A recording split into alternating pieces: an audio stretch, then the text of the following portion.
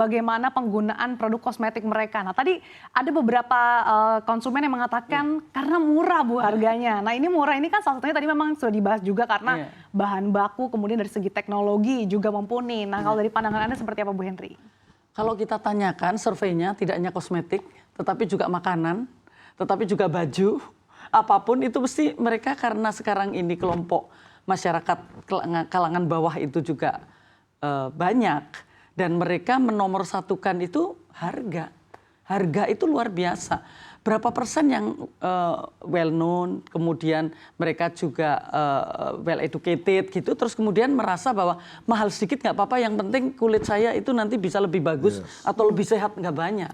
Jadi itu menurut saya kalau harga itu ke produk apapun itu mesti kalau di Indonesia ditanyakan price itu nomor satu. Gitu. Jadi yang lainnya adalah bahwa mereka tidak paham ini sebenarnya legal atau ilegal gitu. Terus kemudian ini mengandung apa sih bahan-bahan yang cocok dengan kulit Indonesia, mana yang tidak cocok dengan Indonesia. Sebenarnya kalau itu dilakukan oleh pemerintah Indonesia, itu adalah barrier non tarif barrier gitu. Jadi kalau kita tahu ada zat-zat yang misalnya satu mungkin yang paling gampang adalah tidak halal, atau yang kedua ini memang tidak cocok dengan kulit Indonesia. Itulah yang kemudian disampaikan pada pemerintah bahwa ternyata kulit Indonesia itu tidak cocok dengan ini non tarif barrier. Nah gitu, jadi banyak sekali yang bisa dilakukan oleh pemerintah dengan cara soft untuk memberikan edukasi, melindungi konsumen, maupun tadi memberikan market sebenarnya kepada produk-produk domestik lokal yang dia memenuhi persyaratan tadi gitu. Tadi yang saya tunjukkan tadi bagaimana tahun mungkin awal 2090-an itu di Jepang begitu sulit kita mendapatkan produk-produk kosmetik itu dari Eropa dan Amerika. Karena mereka sedang membangun industri kosmetik di Jepang dan mereka menggunakan berbagai cara. Jadi itu mungkin bisa kita lakukan. Jadi maksud saya ini memang harus ada strategi yang komprehensif. Ya dari marketnya, ya dari perdagangannya, ya dari industrinya yang juga membangun research and development-nya gitu. Karena menurut saya ini industri yang menjanjikan. Gitu. Dari Kemendak bisa nggak sih Pak kita mencontoh kayak di Jepang supaya industri kita juga bisa kuat, utama dari hulu sampai hilir? Tidak hanya. Ya bisa aja, artinya kita bisa mengimpose seperti kata Mbak Henry tadi barrier to entry on certain products, ya, produk tertentu kita impose barrier. Tapi itu pun juga kan harus sesuai dengan hukum internasional. Harus sesuai dengan provisions yang ada di WTO. Betul. Karena apapun yang kita lakukan sekarang ini seperti misalnya kita kan dituntut karena kebijakan kita yang mengimpose total ban on raw material export itu nikel. Kita dituntut oleh Uni Eropa di WTO. Dan ternyata kita kalah kan, walaupun sekarang kita banding. Tadi kata Bu Henry misalkan bahan-bahan tertentu nih Pak, jadi misalkan nggak semua bisa masuk ke Indonesia. Ya bisa saja, asal memang betul-betul kan, again kita ini kan hanya pintu terakhir dari suatu proses importasi, ya kan. Kalau misalnya memang perindustrian mengatakan, BPOM mengatakan, Kementerian Kesehatan, kita ada kesepakatan, kita bisa, kita mencapai suatu konsensus itu. Tapi kalau Kementerian Teknis memberikan approval, ya kita bukan dalam posisi untuk menolak, tidak bisa. Jadi memang again kita siap untuk menjadi champion ya, untuk memenangkan battle di domestic battlefield itu kita menjadi pemenang. Kementerian Perdagangan siap untuk menjadi champion. Tapi tentu semua itu kan harus ada kerjasama dengan kementerian lain, dengan industri, semuanya harus ada konsensus gitu. Nggak bisa kita melakukan secara netral. Untuk bisa menang di battle nih Mas An. Tapi tadi beberapa masyarakat mengatakan kalau mereka justru lebih memilih produk-produk yang murah. Apalagi kita tahu bahwa kondisi masyarakat kelas menengah ini sedang cukup tertekan. Ini holistic approach-nya. Karena nggak dari sudut pandang Kementerian Perdagangan, tapi secara keseluruhan yang ada di Indonesia sekarang. Kalau ngomongin daya beli ini kan faktornya banyak. Tapi kalau spesifik di beauty industry, kenapa secara landscape kami kalah dari sisi harga adalah tadi ekosistemnya di sini tidak bisa menciptakan untuk kita bisa jauh lebih efisien gitu. Jadi tingkat kandungan dalam negeri saja masih di bawah 50%. Kemudian kalau di-compare dengan barang-barang yang ada dari China, itu mereka ekosistemnya udah jadi satu. Katakanlah dari satu tempat ke tempat lain, skala industri itu sangat luar biasa di sana. Jadi kalau mereka efisien, ya memang dari sana udah sangat efisien gitu. Tapi permasalahannya adalah ketika masuk menjadi barang jadi melawan brand-brand yang ada di sini, artinya udah pertama industri lokalnya akan kalah dari sisi beauty industry, dan ini akan terulang di industri-industri yang lain. Yang nanti ketika kita tes atau tanya ke pelaku atau dari market secara langsung, beauty juga akan kalah, kemudian tekstil juga akan bermasalah. Kemarin juga udah banyak pembahasan. Nanti dalam waktu dekat, F&B ini juga pasti akan teriak. Sekarang coffee shop itu juga pasti akan, level of competitiveness juga akan kalah dibandingin yang dari luar.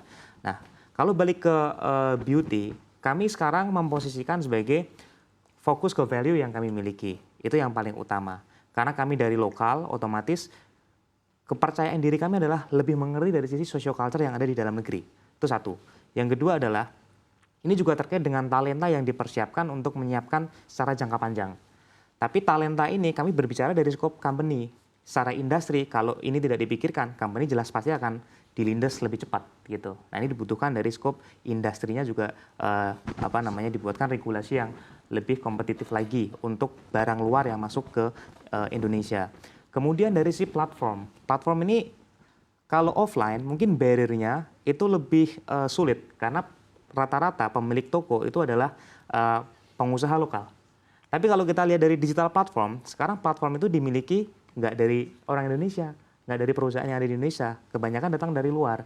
Dan ini kita nggak tahu apa yang kita bisa lihat dari sana, karena diskon, rebate, insentif yang diberikan oleh certain brands itu jauh lebih besar dibandingkan yang lain. Dan kalau kita lihat admin fee tadi misal, yang dari waktu ke waktu terus meningkat, secara marginnya kan akan semakin lebih pendek brand lokal. Yang ini tidak akan menciptakan competitiveness paling nggak di jangka pendek. Jangka panjang pasti akan kalah. Nah, terkait dengan competitiveness nih, Pak Solihin, kita juga tidak bisa menutup mata kalau produk-produk luar itu banyak juga yang membuka pabrik di Indonesia. Nah, tapi apakah sejauh ini Anda melihat terkait dengan perilaku, terkait dengan investasi PMDN maupun PMA ini, apakah Anda melihat ini sudah fair atau ternyata belum bisa memenuhi akomodasi dari para pelaku usaha?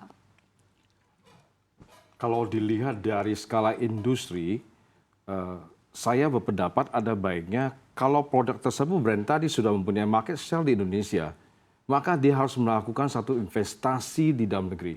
Ya, bentuknya adalah bisa joint venture dengan pelaku lokal, sehingga ini menjadi satu bentuk adalah transfer of technology.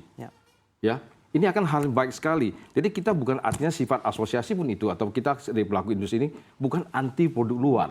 Bukan anti produk dari Cina, bukan. Tapi kalau mereka bisa bikin murah, begitu mereka joint venture dengan kita, bekerja sama, ya ini mendapatkan satu hubungan dagang bilateral negara kita dan negara asal tadi. Ya, apa yang ada di Indonesia itu bisa terekspos kemudian dibuat satu kosmetik yang sesuai dengan pasar di sini dan sesuai dengan pasar yang ada di negara tadi loh. Nah, jadi transfer teknologi tadi itu harus dilakukan. Jadi bukan hanya memasukkan, apalagi ilegal Pak Bara ya. Nah, jadi itu, dan investasi kita juga butuh Pak Bara. Contohnya misalnya di lapangan di store tadi, kalau saya nggak salah ada Permendak nomor 59 ya, atau berapa ya, yang mengharuskan komposisi dari produk lokal dan produk luar di store tadi. Nah, kita harus melihat lagi implementasinya sampai kemana, pengawasan kemana. Nah, ini kan ruang yang baik bagi industri dalam negeri, produk dalam negeri. Ya, nah ini kita lihat, kita tinjau kembali. Ya. Kalau dari Mas Aan sendiri gimana melihat terkait dengan perilaku investasi PMDN maupun PMA bagi para pelaku usaha sendiri seperti apa? Kalau sekarang udah mulai banyak dari si PMA masuk ke Indonesia. Tapi secara landscape itu kan nanti yang akan dilihat adalah kalau kompetisinya dari sisi harga terus-terusan, ini akan hanya mengulang yang terjadi di teknologi beberapa tahun yang lalu. Padahal kalau dari sisi produk yang dikonsumsi oleh konsumen secara langsung, itu yang di-highlight adalah memiliki tingkat margin yang sehat. Kemudian dari sisi distribusi bisa dijangkau dan digunakan untuk mereka gunakan kembali. Tapi kalau mereka hanya kemudian bertarung dari sisi pokoknya yang lebih murah, pokoknya yang lebih cepat distribusi dan nggak tahu setelahnya kayak gimana, itu hanya menjadi sisi negatif saja dari sisi industri. Karena seringkali pendekatan yang diberikan, contoh misal dari sisi venture capital, masuk ke perusahaan-perusahaan yang di dalam negeri, itu kan approach-nya adalah 5 tahun, 7 tahun yang akan datang, gimana exit dengan certain value yang akan dibidik gitu. Tapi nggak melihat dari sisi scope yang jauh lebih luas, industrinya kayak gimana, kesehatan dari si perusahaan tuh harus di-maintain seperti apa supaya itu ya kita tidak hanya mengulang apa yang terjadi di sektor teknologi beberapa tahun yang lalu yang akhirnya menjadi bubble. Tapi butuh insentif nggak sih Mas, atau bisa dikatakan terkait dengan hal yang istimewa bagi para investor lokal sendiri, ownership dalam negeri supaya juga bisa cukup memiliki daya kuat dalam negeri? Sebenarnya kalau ownership itu lokal banyak yang tadi juga masih fokus ke bootstrap yang artinya dimiliki oleh perusahaannya masing-masing. Insentif itu lebih difokuskan dari sisi kebijakan. Mungkin kalau dari sisi insentif yang lain-lain, mungkin kita harus ngomongnya dari sisi asosiasi ya, dan industri secara lebih luas lagi. Tapi insentif dari sisi regulasi itu yang paling krusial untuk jangka pendek, karena urgensinya sudah sangat terlihat sekarang. Saya sangat meyakini ini dalam waktu dekat, parfum lokal yang sekarang sedang bertumbuh saja, itu dalam waktu dekat pasti kan hantaman dari luar juga. Oke. Padahal chance tumbuhnya ini udah sangat bagus. Seperti halnya tadi kosmetik dan juga skincare yang udah tumbuh kemudian tiba-tiba datang dari luar. Setiap apapun yang seksi itu selalu dihantam dari luar, yang artinya kalau nggak kita sikapi dengan bijak, kita memang dipaksa untuk menjadi konsumen di market kita sendiri. Oke. Terkait dengan keberpihakan investor lokal ini seperti apa Bu Henry Anda melihatnya, dan juga potensi ataupun kontribusinya bagi industri kosmetik tanah air? Ya. Keberpihakan itu kan tidak kemudian mencolok kita khususkan di situ, tetapi membangun ekosistem dari industri ini sehingga mereka bisa bertumbuh gitu Mbak. Jadi apa yang kita katakan tadi misalnya dengan memiliki keberpihakan dari sisi market misalnya, atau keberpihakan dari sisi market tadi kan memang mereka tidak bisa melakukan marketing besar-besaran sebagaimana perusahaan besar. Nah, apa yang bisa dilakukan untuk mendukung usaha-usaha kecil ini, lokal ini bisa bertumbuh seperti halnya brand-brand yang lain dan kemudian juga dikenal gitu. Nah, jadi yang disampaikan Pak Solihin tadi, kewajiban untuk di display ya kan, produk dalam negeri dan produk impor. Itu implementasinya kita sudah pernah kaji. Ternyata sampai di bawah kan tidak terjadi. Padahal itu adalah kesempatan kita untuk mendukung mereka. Jadi banyak sebenarnya aturan-aturan yang sudah disiapkan atau kebijakan-kebijakan yang dibuat. Tetapi itu dalam implementasinya siapa yang memonitor, gitu. Terus kemudian punishment-nya apa kalau tidak, gitu. Siapa yang akan dikasih punishment? Nah itu kan tidak ada. Seperti kita mendukung industri lokal, oke, sekarang kita bicara tentang bahan baku, gitu. Kayak kita bicara di tekstil. Tekstil itu kan mestinya boleh mengimpor tekstil itu, tetapi untuk yang akan memproduksi lagi.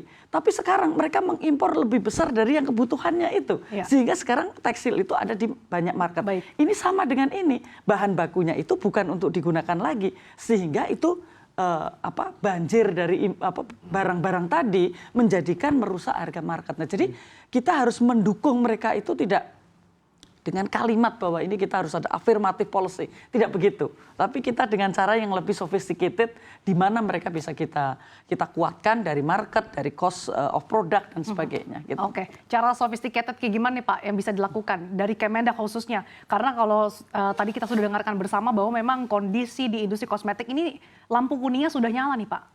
Cara sophisticated itu ya dengan menggunakan authority kita, yang memang memiliki justifikasi, ya bisa dibenarkan secara provisions WTO dan bisa dibenarkan kalau kita misalnya digugat oleh negara lain. Jadi kan misalnya kadang-kadang itu kan kita juga harus menjaga hubungan baik. Ada satu negara yang memang banyak mengirim barang ke kita banyak impor barang dari situ, tapi negara ini juga a major trading partner gitu. Karena kita juga ekspor barang ke tempat itu juga besar juga gitu. Jadi kan hal seperti ini we have to strike the balance gitu. Saya mengerti. Kementerian Perdagangan juga tahu bahwa kita harus punya misi juga untuk mempromot industri lokal. Pada saat tertentu kita juga kita punya authority untuk melakukan measures ya, tindakan-tindakan untuk memproteksi, melindungi industri lokal agar bisa tumbuh. Nah, itu semua kita lakukan secara proaktif ya, dengan kita melakukan investigasi apakah terdapat indikasi bahwa ada negara kita dijadikan dumping pada produk-produk tertentu misalnya, atau satu komoditi membanjiri pasar kita sehingga menimbulkan financial loss, menimbulkan damage terhadap ekonomi kita. Kita terus melakukan investigasi, jadi kita terus menerus. Tapi kan kita tidak bisa melakukannya secara unilateral, secara sepihak. kan harus ada kerjasama dengan kementerian-kementerian lain. Pokoknya sesuai dengan otoriti kita miliki, ya dengan hukum undang-undang perdagangan, juga dengan hubungan kita di dunia internasional, kita adalah anggota dari WTO yang bertanggung jawab. Semua itu kita lakukan. Saya setuju memang harus dengan cara yang sophisticated. Dengan zaman sekarang tidak bisa lagi. Karena apapun kita lakukan itu mempunyai efek yang luar biasa terhadap hubungan kita dengan negara lain. Oke.